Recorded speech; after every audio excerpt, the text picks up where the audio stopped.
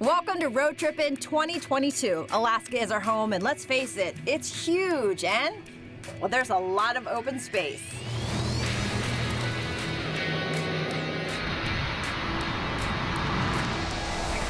For the more than 660,000 square miles in Alaska, there are less than 18,000 miles of public road. Well, it might be a limited road system, but it runs through some of the most stunning scenery in the world. So let's hit the road. First stop, Homer. The Salty Dog Saloon sits near the end of the Homer Spit, and well, we couldn't resist learning a little bit more history about this iconic destination. It's a well-known landmark here on the Homer Spit and one of the first cabins built in 1897. The Salty Dog Saloon looks like your typical Alaskan cabin on the outside, but inside is where the real story begins.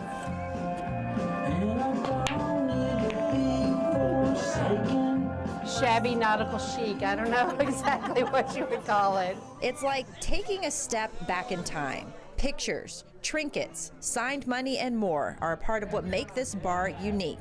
But it didn't always look like this. There are periods where it's just blank walls, and then there's periods where there were the life rings went up. And then for years, I think there were more business cards and stuff on the walls. Jean Murphy manages the saloon. Before that, she was a bartender. Her story started like many after visiting for a summer almost 30 years ago. She never left. I think about all the characters that have passed in and out of here over the years. That's what I think about when I hear the Salty Dog Saloon. And a lot of the bar's history starts in this binder. This is when they were building the tower. Documented over the years, the Salty Dog Saloon has withstood the elements of time, including the 1964 earthquake. They almost lost the building, but then they drug it here and then started to add the other buildings to it. She says it's important for not just locals, but tourists to know the bar's history. And they just know Salty Dog, so they have these like expectations. They don't, so to show them that this place does have real history, this is not a contrived thing. This has grown and developed over decades. Murphy says people started getting away from putting up business cards and then started pinning up dollars. So everybody wants to make their mark, and so they're able to. How much money would you say is pinned up in here? If I had to just, I don't know, $50,000, $60,000 maybe? I don't know. You got it. You got it. You got it. Hey. Every square inch of this place tells a story and holds a bit of history. Writings on the bar's tabletops and walls, messages on money, old art, artifacts, and decades-old donations are what make the Salty Dog a staple, not just for tourists, but for everyone. We build relationships with people over a number of years. Nobody planned this out. Nobody said, I think it's a good idea if we just put a bunch of dollar bills and some bras and, there's so much crazy stuff in here. But if you just, I don't think you could ever stop seeing something new. So the next time you're in Homer, stop by the Salty Dog Saloon. Share a story, because remember, when you're here, you're family. How you go road tripping is a personal preference. We met up with a group that does it with a little bit of history and a whole lot of style. It's a sight that turns heads pretty much wherever they go. When members of the antique auto mushers of Alaska pull into town, you know something special is about to get underway. So we are so excited to be here in beautiful downtown Chitina. Linda Mattis Golding is president of the Auto Club. She says her 1986 French Citroën, It's actually Citroën, but I said it Citroën for a long time. is more than ready for a road trip. Got a great suspension system. It'll do this. It's a great little car. And considering that you're sitting on rubber bands, it's extremely comfortable. The trip is much anticipated. COVID slowed road trips for the club for the past 3 years. Now they're back from around the state to celebrate their 60th anniversary and make the sometimes grueling 60-mile drive from Chitina to McCarthy on an unpaved gravel road. Philip Morrow will be doing it in his 1928 Model A Ford. I've owned this one for about 10 years. I have 3 Model A's. Now, 91, he says the cars remind him of the type he drove as a college student. When you're driving this vehicle, does it make you feel young again? Yes, it does. If the vintage cars and even some of their drivers seem too delicate for the trip, For traveling, I put these plastic covers over my lights. think again. Well, we do a lot of waving.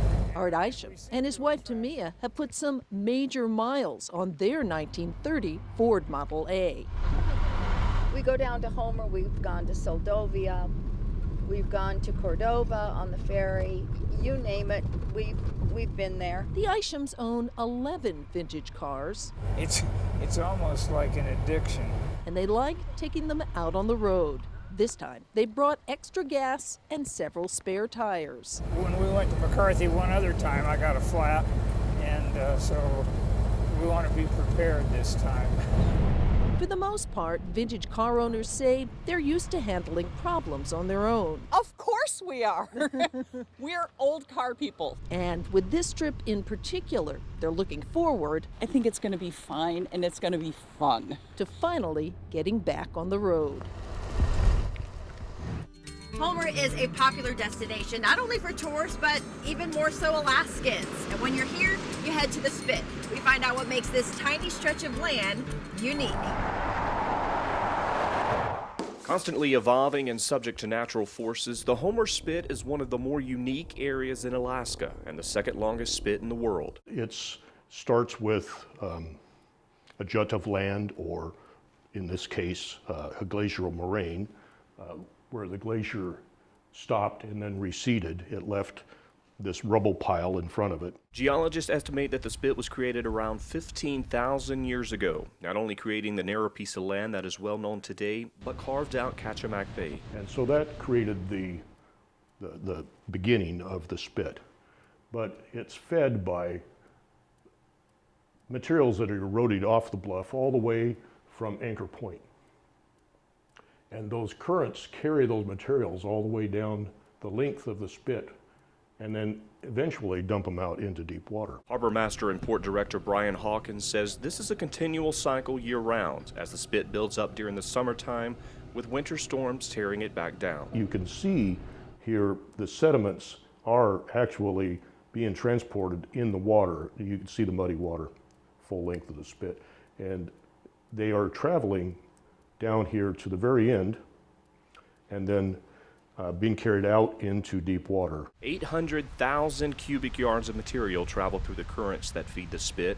As a result of this, the mouth of the harbor has to be dredged every year by the Corps of Engineers to keep it to a controlled depth. Spits will erode. They do move side to side a little bit. They get built up, they get tore down.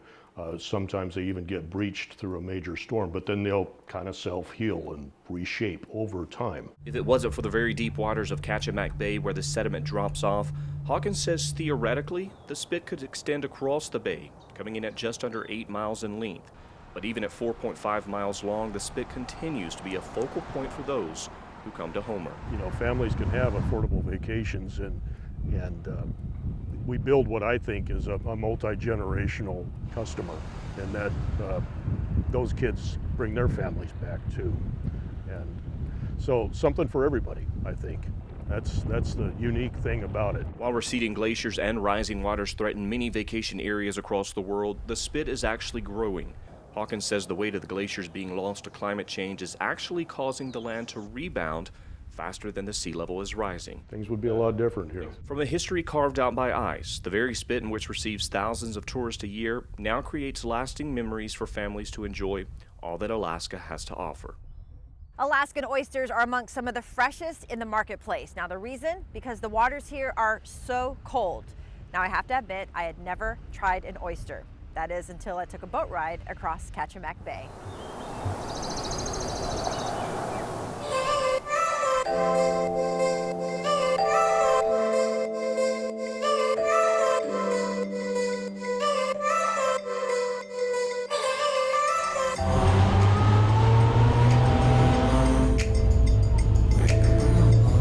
This is nice. Road Trippin 2022. It couldn't have been a more picture-perfect day. A 6-mile boat ride across Kachemak Bay to Moss Island landed us at Sean Crosby's oyster farm. We made it. After a quick introduction, Crosby went right to work. So every year we pull up the nets and thin them out, put the smaller ones here, the bigger ones there. Before you know it, you get something like this. A process Crosby says takes years in the making. Oh, wow. Oh my God. Isn't that something? In fact, they start out about 2.5 millimeters in size. Hold on and don't move around too much or the boat will move too. Right now, Crosby has about 400 nets on this farm. Some of them have 30 dozen in them, some of them have 300 dozen in them. It takes about 3 or 4 years to grow an oyster, but every year the nets are pulled because they have to get thinned out. And what makes Alaska's oysters so fresh is they can't reproduce because the water's too cold. They store up their glycogen. It makes for a sweeter, crisper oyster. And having never tried an oyster, I had to see for myself. All right. Okay. Hold on. Sorry, I'm not being dramatic, but I'm being dramatic. Cheers.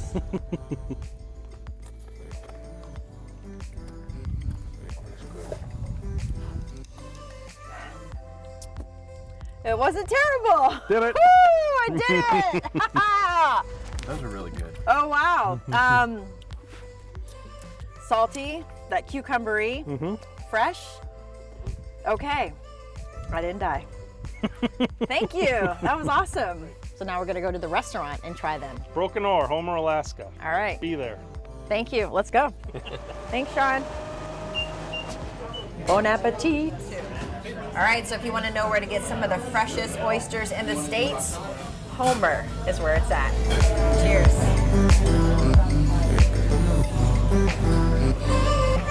Perfect. So good.